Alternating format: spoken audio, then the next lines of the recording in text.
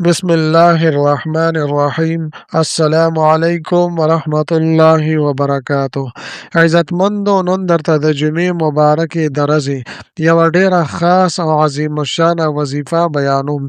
دا دومره حیران کنه او د طاقت والا وظیفه ده چې د ستاسو په ژوند کې کوم حاجت دی، کوم مقصد دی او ناممکنه حاجت دی، ناممکنه مقصد دی، ان شاء الله تعالی الله جل شانه به دغه ناممکنه حاجت، دغه ناممکنه مقصد به د ستاسو پوره کړي او ورسره به الله جل شانه په حفاظت کې تاسو راشئ. نه به درته جنات نقصان در رسولی شي او نه به د انسان د طرف نه تاسو ته نقصان در رسیږي.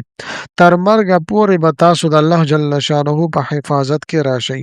لہذا زما عزتمندو، دا عظیم الشانه وظیفه د جمعې مبارکې په ورځ باندې په خپله زندګۍ کې صرف یو پیره آزماو کوئ. د ژوند نه به مو الله جل شانه مشکلات او پریشانۍ ختم کړي او ډیر زبردست انقلاب به الله جل شانه د ستاسو په زندګۍ کې راولي. زما عزتمندو، دا عظیم الشانه وظیفه د جمعې مبارکې په ورځ باندې یو ډیره خاص او ډیره لاجوابه وظیفه ده. که چېرې د څه عذر په بنا باندې د جمعې په ورځ باندې تاسو دا وظیفه ونه کړې شوه، نو په عامو ورځو کې هم تاسو دا وظیفه کولی شئ. خو لیکن که چېرې د جمعې مبارکې په ورځ باندې تاسو دا وظیفه وکړه، نو ډیره بهتره به وي. ډیر حیران کن فواید او ثمرات به تاسو ته میلو شي. لہذا ډیر په اهتمام سره د جمعې مبارکې په ورځ باندې دا وظیفه تاسو وکړئ. زما عزتمندو، په ژوند کې انسان باندې قسمه قسم حالات راځي، مشکلات پې راځي، تکالیف پې راځي، پریشانۍ پې راځي. خو زما عزتمندو، دا هر قسمه حالات الله جل شانه بدلی را بدلی. کله غم راشي، کله تکلیف راشي، کله پریشانی راشي، کله سکون، راحت او آرام او خوشحالي راشي. زما عزتمندو، دا ټول حالات الله جل شانه بدلی را بدلی. دا تمام کارونه الله جل شانه کوي. نو زما عزتمندو، څه خو په دې کې زمونږ د بدو عملونو نتیجه وي او څه د الله جل شانه له طرف نه ازمایش وي، د الله جل شانه له طرف نه امتحان وي. الله جل شانه ګوري چې آیا زما دا بنده به د ازمایش او امتحان کې پاس شي او که نه. لہذا زما عزتمندو، چې څه قسمه حالات راځي، بیماری راځي، مشکل راځي، څه حاجت مو راپېښېږي، مقصد مخې ته راځي، چې زمونږ د الله جل شانه طرف ته توجه برابر وي، مونږ الله جل شانه طرف ته متوجه کیږو او دا طریقه مونږ ته نبی پاک صلی الله علیه و آله وسلم ښودلې ده چې په تکلیف کې تاسو الله جل شانه یادوئ. یعنی څه تکلیف در باندې راشي، پریشانی در باندې راشي، غم او مصیبت در باندې راشي، نو الله جل شانه تاسو یادوئ. نو بیا به الله جل شانه تاسو هر مشکل کې، هر پریشانی کې او هر تکلیف کې یادئ.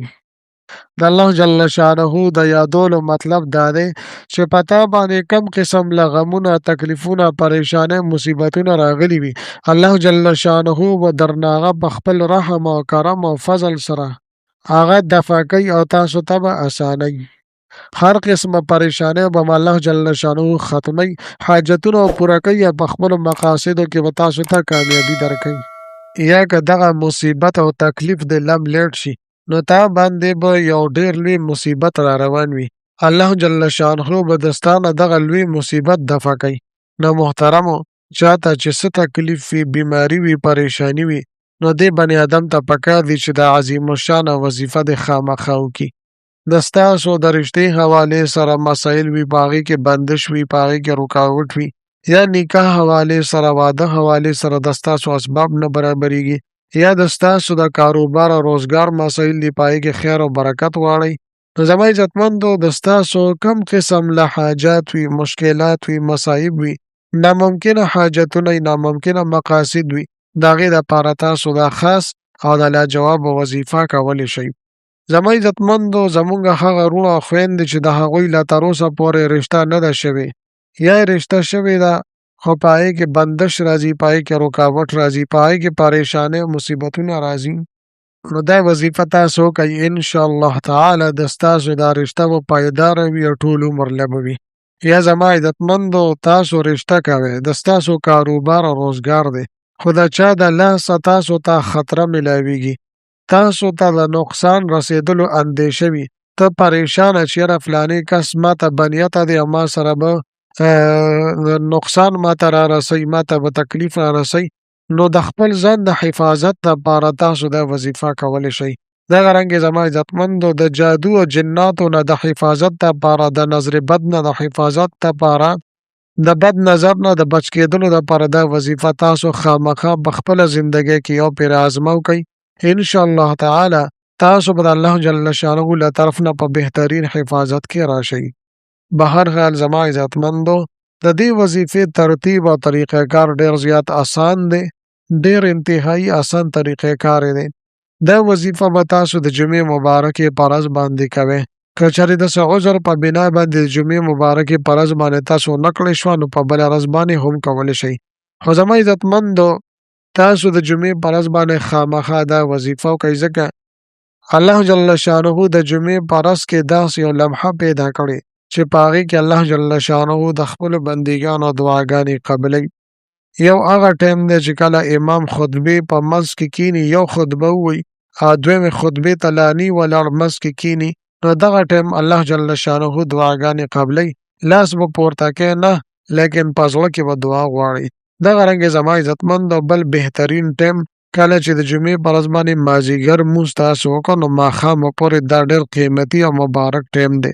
نو زما عزتمندو دا وظیفه به تاسو د مازدیګر مونځ او د ماښام مونځ تر منځه کوئ. انشاءالله تعالی د ستاسو به الله جل شانه ضرور دعاګانې قبلوي، ستاسو مسایل او مشکلات به ختموي. خو زما عزتمندو راځم وظیفې طرف ته مکمل ترتیب او طریقې کار زه تاسو ته بیانوم. که چېرې زما چینل مې لا تر اوسه پورې سبسکرایب کړي نه وي، نو برای مهرباني دا چینل سبسکرایب کړئ. سبسکرایب سره خوا کې د ټلی والا نشان دی، دا تاسو کلیک کړئ او سلیکټ آل یې کړئ، د دې دپاره چې د هر راتلونکي ویډیو نوټیفیکیشن تاسو ته میلاویږي.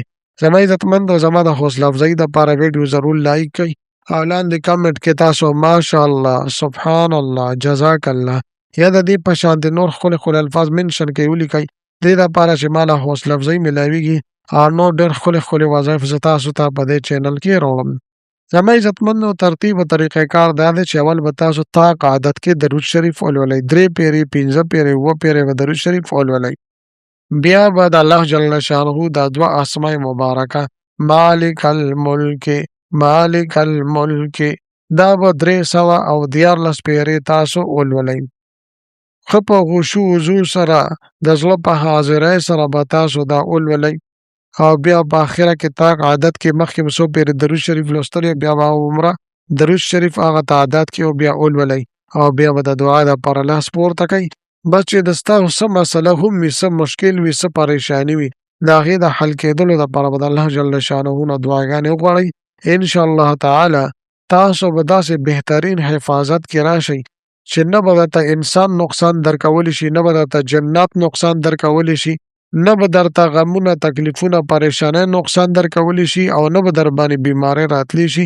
دومره بهترینه وظیفه ده، پخپله یې هم وکئ او خپلو وروڼو دوستانو سره هم د صدقې جاري په نیت سره شیر کئ.